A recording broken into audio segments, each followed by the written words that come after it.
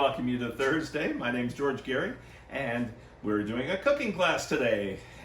I thought I'd do something cooking. I've been doing it for a couple months now, Monday through Friday, and you can look me up, georgegary.com. A lot of new people keep watching, which is nice. And if you want to watch live with me, it's at 6:30 every night.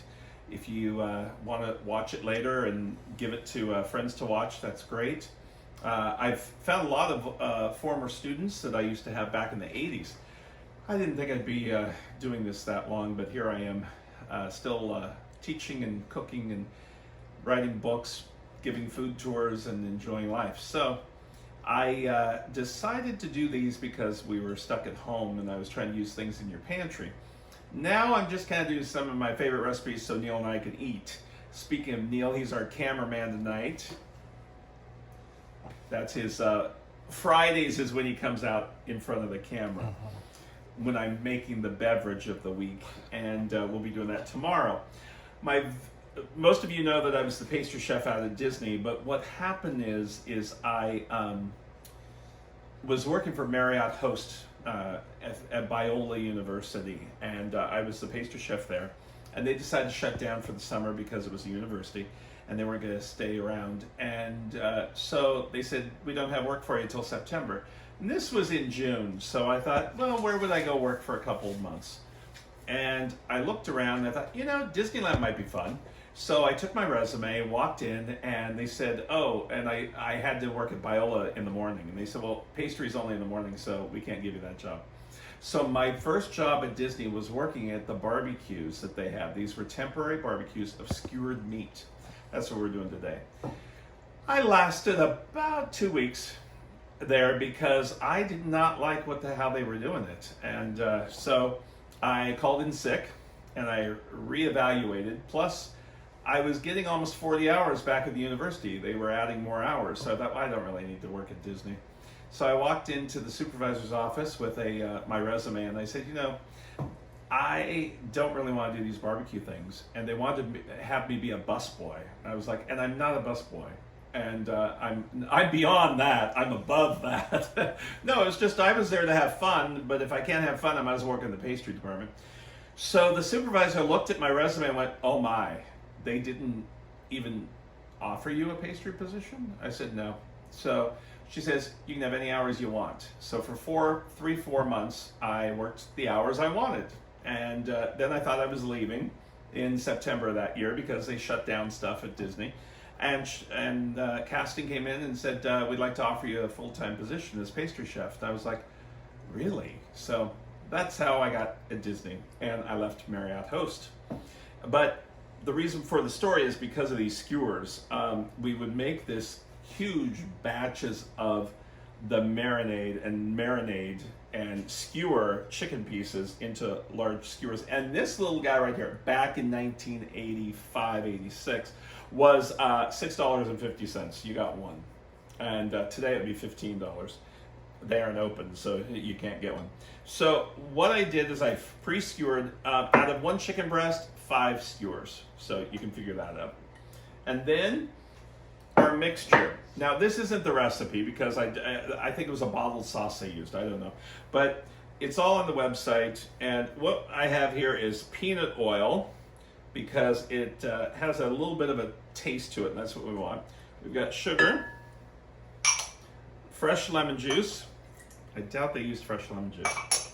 We've got, let's see, what's this one? Oh, sesame oil. That gives a little bit of a kick to it. We have hoisin sauce from Hoizy's. I don't know why. Every time I use the hoisin sauce, I always think, it comes from Hoizy's. So there we got our hoisin sauce. We've got soy sauce that comes from Soy's.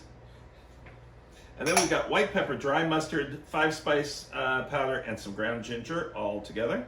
Just as a little bit. There's not a whole lot to it, but this will be our marinade. Now, if you don't feel you have enough marinade, just add a little bit more oil. That's all you gotta do.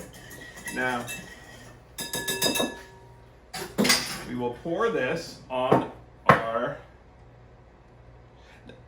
the other way, just to let you know, is putting this into a Ziploc baggie and putting all these skewers into the Ziploc baggie with the top open, put it into a large bowl that they would sit in. But just like that. I do have a book on marinades. I don't know if this recipe's in there. Oh yeah, it is. I had to look at it. We'll just let that sit, and we'll coat these. And I coat them for about 20 minutes. Marinades are tricky. Chicken can go longer, beef can go even longer. Fish, when you do marinades with any citrus in it, like this has, you only can go about 20 minutes. If you go longer, it starts cooking it and it becomes ceviche. We also are going to do a grill pan, and we're going to grill these up with a little olive oil pan. When we come back after these marinade for a little bit, we'll be back. Alrighty, I was going to go with the grill pan, and it's not magnetic, so it will work on this burner. So I thought, oh, we're going to go to the second pan. So just in case, you can use that on your regular. I know it's non-stick, but I'm going to use a little bit of, and make sure it's hot enough before I start. And only about 3 minutes on each side. We let these marinade, and afterwards you throw away that marinade. It's been touching the raw chicken. You don't want that. So you want it to sizzle. It didn't sizzle. We gotta wait a little longer. So I was at Disney for almost 10 years after that, and made all sorts of stuff. We did a Disney week, which is kind of fun. Go back and look at it. After my Disney week, I took a week off to deal with some computer issues, and I had a lot of Disney people email me from the studio that still works there and stuff, thinking maybe I got in trouble for telling too many stories, but I'll tell stories. I didn't sign non-disclosures. And one of the favorite things, and she might be in the room, Fatima Gavina and I, she was one of the cake decorators. She and I worked on Elizabeth Taylor's 60th birthday. What's really strange is I thought she is really old, and I'm not too far behind today. But they had a huge party, and the whole front of the castle, the flooring was turned into purple carpet because of her favorite color, purple. And it was back when she was married to Larry Fortinsky, and he rode in Cinderella's carriage down Main Street.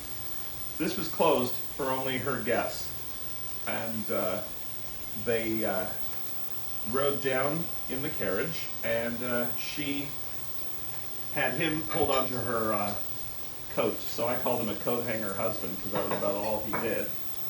And we made these miniature cakes. My cake was on the cover of Hollywood something or other. And if you remember Carol Bayer Sager and Marvin Hamlish, they had a piano and they sang. And Michael Jackson did not show up to that event. People thought he would be there, but he didn't. So that was one of the most interesting things. Then anniversaries were always fascinating, because you'd be working and someone would be walking through the bakery. So we got about 3-4 minutes on each side. I did one side, and I'll do another side. And test one side. And the aroma of all those flavors. Now you could, at this point, if you want, take some of that marinade and pour it on top while it's cooking, but you wouldn't pour it on top prior. Just to get a little bit of the flavor cooking into it, some. Like that.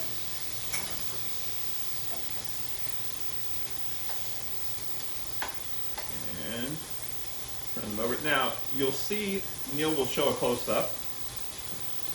You can see you get some caramelization. That's because we have all that soy sauce that has some sugar. We've got the different hoisin sauce has some sugar aspect to it. And then we did put granulated sugar in it. So we do have a little bit of sugar. And normally I would do 3 of these per person.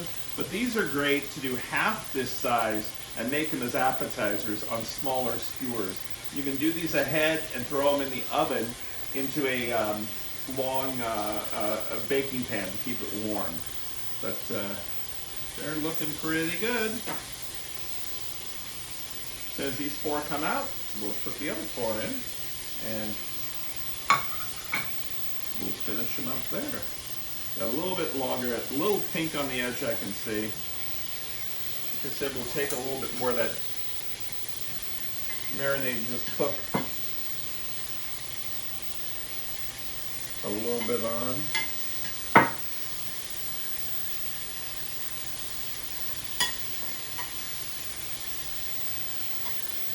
But it's true, once you work for the Walt Disney Company, unless you get fired, it feels like you're always there.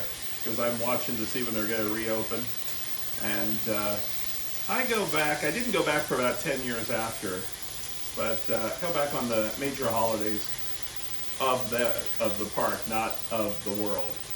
So in fact, we did New Year's time frame around Walt Disney World with friends this year. That's a whole nother ball game over there. Okay, so here's our skewers.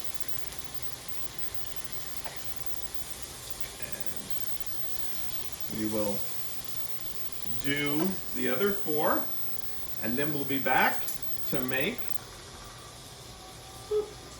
our apple cheese pie. Okay, the last of our skewers are done. Remember, I have asbestos hands. Don't do this unless you are a trained professional. Now watch me get a burn. If you use this recipe on a barbecue, which you can do, if you do a barbecue, take the skewers first and soak them in water, because you're going to put them right on the grill and they'll catch fire and they'll be all torched. But here's our skewers. Neil's going to come by and get a little close-up so you can see those. Yum. Yum. So we'll be right back, and okay, we're back making our dessert. So we're making our apple cream cheese pie, and it's a graham cracker crust, so you can use any kind of crust you want.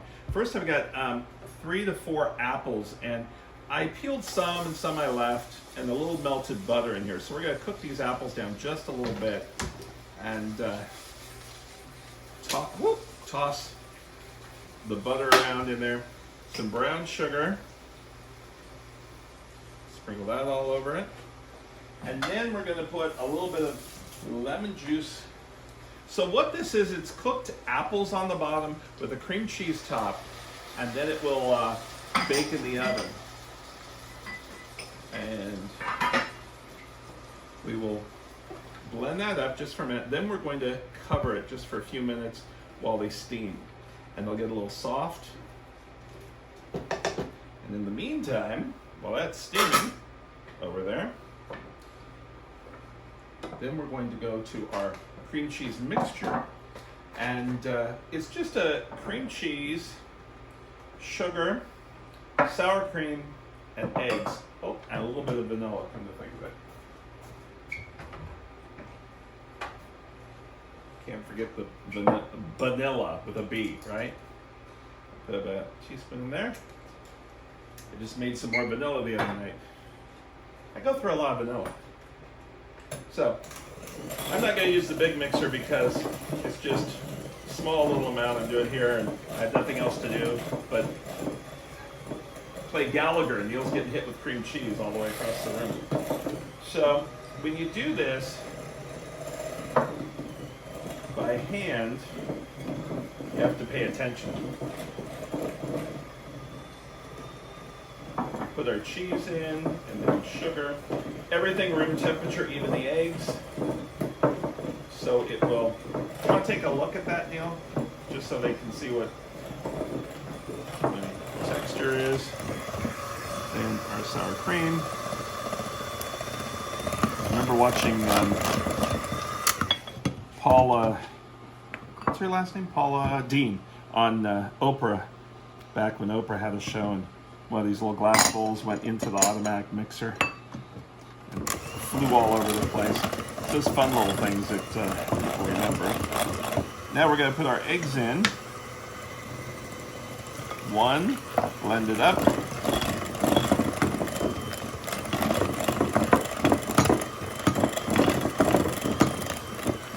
before I do that last one, I'll scrape the sides down and the bottom just to make sure I don't have a big chunk of cream cheese somewhere. If I do, I put it into the center. Yep, looks good. Last egg.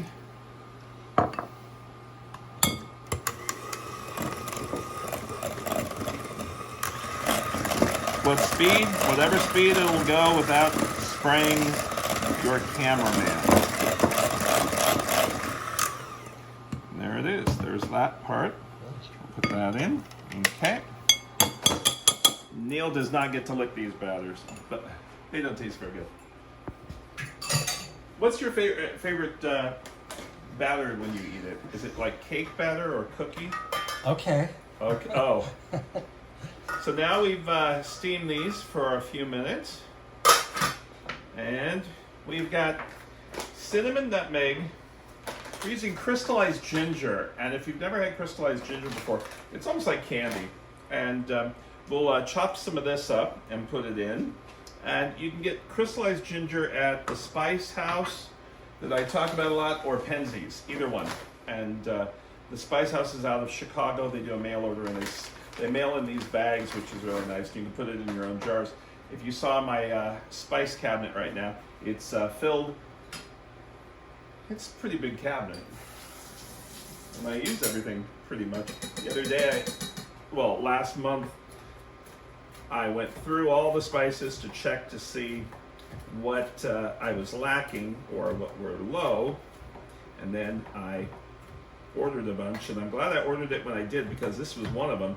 And both places, Penzies and the Spice House, were taking an extra couple weeks to mail out. One's in Wisconsin, and one is in Chicago area. Like I said, on Well Street is their oldest place, but things like that are closed right now. So now we've got our apples in here. Now we're gonna stop the steaming, and you want to look inside here, Neil? I'm making Neil get up and down today. So there's our apples. And then we're going to cook this until all of the liquid is almost gone. So all that liquid came from the apples themselves. When the liquid's gone, will be our point of reference that the apples are soft enough at that point to make into the pie. Now, what kind of apples you use is depending on what region of the country, but I got these apples in my produce box that I talk about a lot, and these are pink lady apples, and we don't live very far from an apple producing area, and every October I try to go over there and get apples and freeze them. In fact, here's a little tip. When you do apple, you peel them all, you put all the sugar and everything into it like you're making a pie. Take a pie pan and put a Ziploc baggie on the outside, fill the apples in, press it down, and then freeze it. The next day or two, pop it out, and then you have a mold. The apples have been molded into that pan. And then when time comes right, you can make a apple pie just by making the crust, popping that frozen piece in there, and it only takes a few minutes longer. So our liquid is almost gone. But like I said, this is a graham cracker one. I was at the grocery store, and because I didn't want to make a graham cracker one today, but they also have pecan ones, and besides the chocolate that they've had for a while now. But there's no liquid left, see? And we're going to add our cinnamon, our nutmeg, stir that. Now it smells like the fall, even though we're in spring.